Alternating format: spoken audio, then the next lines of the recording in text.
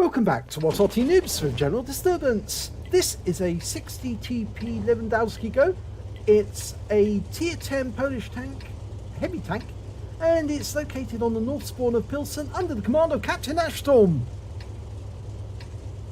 Well, what can I tell you?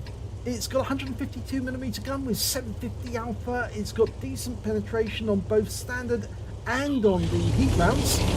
And this one's got nice markings on the front. I think it's those monster drink markings that Wargaming will pull out. Well, I think that this battle will be very similar to the one that Captain Ashstorm just had on a different map. He's headed for the factory, and the enemy's been spotted. There's an IS-3 ahead. Now, you know that this tank is one of those ones that can basically one-shot some tanks out of the game just like that. It can certainly do a hell of a lot of damage to enemy super heavies like Mouses and Malshans and Type 4 heavies. They all wilt under the pressure from this gun.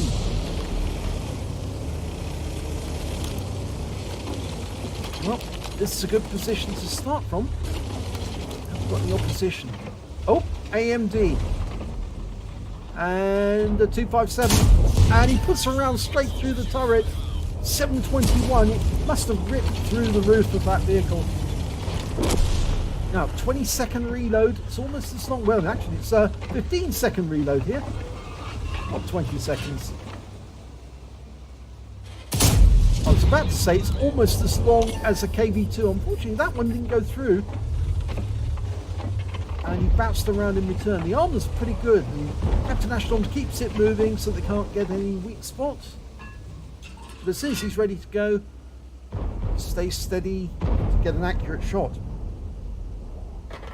Well, the AMX-50B doesn't want to come around the corner. I think I know why. He's seen what happened to his 257 teammate and realised, yeah, it wouldn't really be very much in his interest to come around that corner. His Captain Ashstorm would just perforate him if he does. But that's not going to help us to win the battle if they just sit there. So we might have to do something about it. Okay, we've got an IS-3 around the corner. Yep, bye-bye. Ooh, 752, 762. Wasn't enough to kill him with one shot, but it certainly destroyed half of his health. Now, 257's gone around the outside of the building. He's obviously cut out the back, come around the side. And that's wiped him out altogether. Went into the engine bay, 621 hit points. He's a goner. Now, reloading. The Jagdtiger's decided to do the same. He's going out the back of that factory. He's not going to come out the front area. Not if he can help it. And there we've got an Emil. If he can get through the front armor of this vehicle, well, we can, yes. 677. And you know the Emil, normally the armor on the Emil is so strong on the turret that nobody bothers to fire at the front of it, except of course maybe underneath the gun, because that's the only weak point really. But in this case, oh no, the gun just goes straight through it. The shell will just, yep, go straight on through. Wow, the AMX-50B got his man pants on and decided to put a shell into Captain Ashstorm, and that's the first damage he's taken. 442. I'm not sure that AMX-50B is going to get another chance. Well, not for the moment anyway. Here comes the Jagdtiger, obviously trying to do what the 257 failed to do. And the LTTB is coming round. I wonder if he's going to try and come up that channel. Well, the Conqueror's trying to get behind us. So we might need to turn around and go out the side door to deal with him. And that might encourage the AMX-50B to come out of his little hiding place around the corner. Hello. 730 hit points. Now, the Emil, he also wants a bit of Captain Ashstorm, obviously. That's why he's come around the corner as well, saying, I want a bit of you. Okay, can we deal with the contract? Here we go. Hello. 696. 411 in return. That's the first damage that's been done in exchange like that. And the Emil, well, he's risking a lot because he could be one-shotted out the game just like that. The LTTB just tried a shot and failed, but now he managed to get one in. Now, Emil, face on. Oh, it didn't go up in one go, but 81 hit points is all he's got left. 81. He will go the next time. And he tried a bit of ramming to do the job. And it did do half of it. And yeah, he spent the shell. Okay, now here's the AMX-50B. He's got his man pants on at last. Bounces around off us. And potentially that means now we've got a steel wall. Now, here comes the others. They've had their brave pills. Probably a big slug of whiskey to give them the courage. The scores are fairly even in this game, but they just don't want to come up face to face with Captain Ashstorm. They know what's coming if they do. Here we go.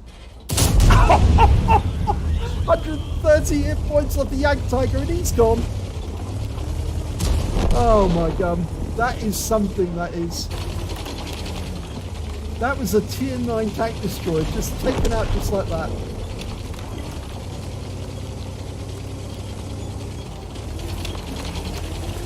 Now, T-34, he's at the other end of that row of factories. Yeah, make a beeline for them. We've got some rubble in the way, so he's not going to see us coming until it's too late. Oh, and he's gone. That means there's only one enemy left, and it's a Gorilla 15 750 Alpha. He gets standard shot, but he's up on the heights overlooking the coal pits. So it's just going to take us a little while to get there. Now he's queued up the HE, and the reason for that is the Gorilla has a very weak, low armor chassis. So he can do a lot of damage to that vehicle. In fact, actually, it's the chassis of a Panther.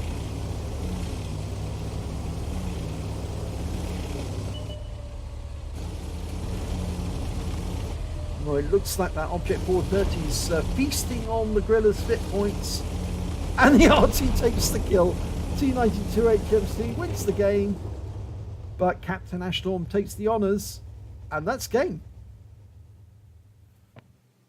Let's have a look at the end of battle stats. It's a second-class tank for Captain Ashstorm in the 60TP Lewandowskiego. In fact, actually, this was very similar battle to the one he had before, and the results, well, they're almost similar. He got a Fire for Effect, a Hand of God, and a Bruiser Medal in this one, but it was only his second class. He did a huge amount of damage to the enemy. He did manage to get the high caliber, and he did manage to get the steel wall, just like he did in the previous battle. And his win rate for this game, 5,132, which was only 1,000 less than the other game. But this one was only a second class, whilst the other one was an ace tanker. So let's have a look at the team score. Top of the table, 5,060 hit points of damage out of this one. The next highest scorer was the AMX-50B, the very timid heavy tank on the enemy team, who didn't really want to come out of his hole until, of course, he was encouraged to. 4,006 hit points to him. And then came the Gorilla 15, who managed 3,650 on Captain Ashstorm's team. When it came to kills, it was actually the Object 430 who did the best. He got 4 kills. The 60TP of Captain Ashstorm got 3. And then there was 3 for the AMX-50B on the enemy team. And when it came to base experience points, it was actually the Object 430 again who managed to get 1,000. Captain Ashstorm, 957. And the T-34 managed 899. He fired 10 rounds, and in this game, all 10 hit the target. Only 9 of them penetrated, though. He did damage of 5,060 hit points, all of it at close range. He received 11 hits from the enemy, so it only just qualified for the steel wall. 5 of them were penetrations. So that's more penetrations this game than the last one, and 6 non-penetrations and no splashes from Arty this time, because, of course, he was in the factories most of the time. He blocked damage of 2,140 hit points, which is much less than he blocked the previous time. And he also spotted 1 enemy vehicle, damaged 6 of the enemy, killed 3 of them, and did damage assistance of 397 hit points. On a premium count, he earned 69,954 credits, but after repair, ammunition resupply and consumables, and he used less heat in this round, very much less heat, he actually made a very small loss of 4,979 hit points out of this game. I think the previous one was about 13,000 loss, so this is encouraging. It's going in the right direction. 4 bonds for getting the high caliber and the steel wall at tier 10, and he also earned 1,435 XP, and there was no multipliers, so I'm afraid that's all the experience points he took away. Well, it certainly is getting there. It's just unfortunate this was only a second class when he got the same awards, the same epic medals, but and it was a nicer battle in terms of the way that it performed. The other one, it was more dangerous because of the mouse and the motion. In this one, he had that AMX50B that was very timid, but he also had those rather silly guys in the 257 and the Yag Tiger who just basically drove past in the other channel and gave Captain Ashstorm an easy target right at their sides, and he put it straight into their engine base to take them out of the game. So, good game. If you enjoyed it, please give this video a like and do subscribe to our channel, and hopefully it'll be your replay that I'll be featuring in the next video.